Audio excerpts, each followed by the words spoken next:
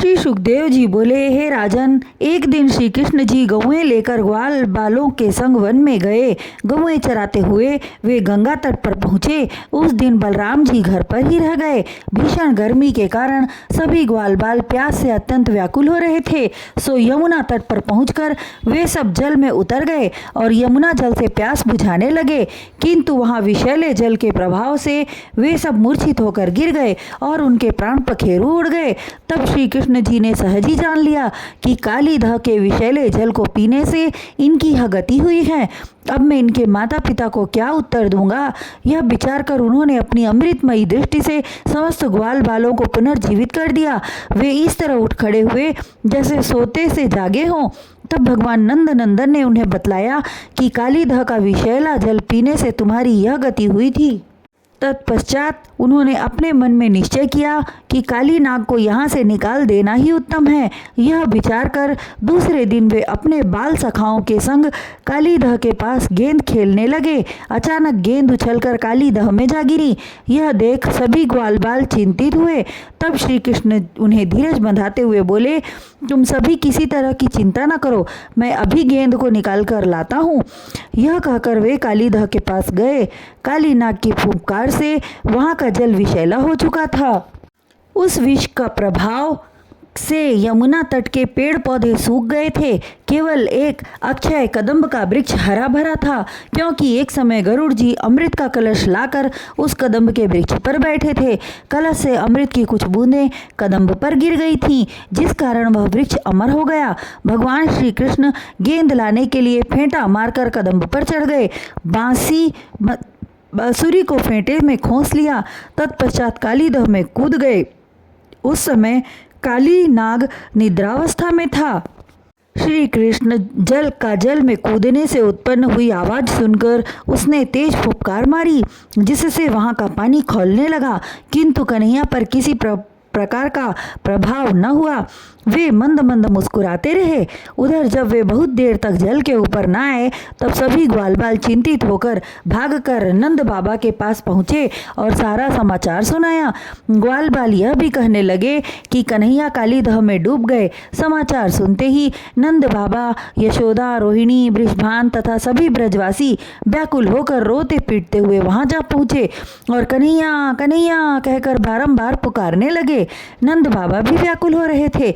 नंद रानी यशोदा करुण विलाप करती हुई उस समय कहने लगी, हे कन्हैया, मैं तुझे खिलाने के लिए माखन मिश्री लेकर बैठी थी, तू अभी तक नहीं आया। अब मैं किसे खिलाऊंगी मेरे लाल? तुम्हारे बिना मैं कैसे जीवित रहूंगी?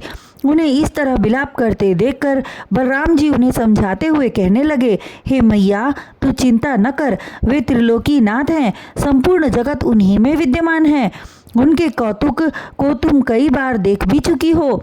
जिसने पल भर में पूतना को मार डाला, खेल खेल में वृत्तासुर, बकासुर, अघासुर आदि राक्षसों को मार डाला, भला संपूर्ण जगत में ऐसा कौन है जो उनका अहित कर सके? उधर मुरली मनोहर के सुंदर सुकोमल शरीर को देखकर नागपत्नियां कहने लगी, हे बालक, तुम यहाँ से चले जाओ, अन्यथा मेरे स्वामी कालीनाग के विषयुक्त ज्वालामयी फुफकार मात्र से जलकर भस्म हो जाओगे। तब नटवर नागर बोले, हे नागपत्नियों, तू मुझे छोटा बालक समझकर भयभीत क्यों कर रही हो? मेरा शरीर इंद्र के वज्र से भी कठोर है। मुझे सुकोमल बालक न समझो और अपने स्वामी को जगाओ। तब वे नागपत्नियां समवेत एक साथ कई स्वर में बोली, तू मेरी बात नहीं मानता तो स्वयं जगा ले। यह सुनकर श्री कृष्ण जी ने काली नाग की पूंछ को जोर से दबाया। उस समय तेज फुफकार मारकर काली नाग ने अपनी भयंकर आंखों को खोल दिया और देखा कि सामने एक बालक खड़ा है। उसने क्रोध में भरकर घमंड भरे स्वर से कहा, किसने मुझे जगाकर अपनी मौत को निमंत्रण दिया है? तब काली नाग के गर्वयुक्त वचनों को सुनकर गर्वचूर करने वाले भगवान श्री कृष्ण ने अपने शरीर में तीनों लोकों का भार समेटकर अपने शरीर का विस्तार किया। उनके भार से काली नाग का विशाल शरीर टूटने लगा और घबराकर उसने भगवान श्री कृष्ण को छोड़ दिया। भगवान का यह कौतुक देखकर देवगण अति प्रसन्न हुए। तीनों लोकों को सुख प्रदान करने वाले सुख निधान भगवान श्री कृष्ण नागपाश से छूटकर उसके मस्तक पर चढ़ गए और बंसी बजाकर नृत्य करने लगे। वे काली नाग के इस फण से उस फण पर कूदकर नाचने लगे। उनके पग की ठोकर से काली नाग के फणों से रक्त की धारा बहने लगी। भगवान ने पल भर में उसके विष के घमंड को चकनाचूर कर दिया। जब वह अत्यधिक पीड़ा के कारण अर्धमूर्छित हो गया, तब भगवान कृष्ण उसे नाथ कर घसीटने लगे। तब काली नाग को ब्रह्मा जी के कथन का स्मरण हुआ और सोचने लगा कि निश्चित रूप से यह वही बालक श्री कृष्ण है जिसके अवतार लेने की बात ब्रह्मदेव ने बताया था। मुझसे बहुत बड़ा अपराध हुआ जो त्रिलोक के स्वामी जगदीश्वर पर अपने विषैले फणों से प्रहार किया। तत्पश्चात वह प्रभु की शरण में होकर कहने लगा, हे जगत पिता, मैं अज्ञानवश अपने विष बल के घमंड में था, सो आपके स्वरूप को न पहचान सका। मुझसे अपराध हुआ है, किंतु आप संसार के पालनहार हैं। मुझ अपराधी के अपराधों को क्षमा कर अभय दान दें प्रभु, मैं आपकी शरण में हूँ। नाग पत्नियां भी भगवान वृंदावन बिहारी की स्तुति करने लगी। तब प्रसन्न होकर वे काली नाग के मस्तक से नीचे कूद पड़े। तत्पश्चात काली नाग विनयपूर्वक कहने लगा, हे भगवान, जिस प्रभु का दर्शन लोग जप तप करके भी नहीं कर पाते, उन्होंने अपने चरण रज को मेरे मस्तक पर रखकर मुझ पर अपनी असीम कृपा की है। मैं आपको प्रणाम करता हूँ। श्री कृष्ण जी मंद मंद मुस्कुराते हुए बोले, हे काली, तू इस स्थान को त्याग कर अपने कुटुंब परिवार सहित सागर में चला जा।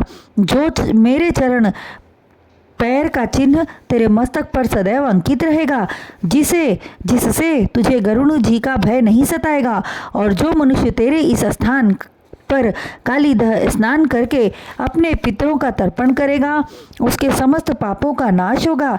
इस तरह भगवान ने काली नाग के नाम को अमर कर दिया। तदुपरांत काली ने कहा, हे स्वामी, अब आप इतनी कृपा कीजिए, आप मेरे मस्तक पर सवार हो जाइए, जिससे कि आपको किनारे पर पहुंचा दूं। भगवान उसके निवेदन को सुनकर प्रसन्न हो मस्तक पर बिराजे और काली नाग ने उन्हें जल से ऊपर उठा लिया।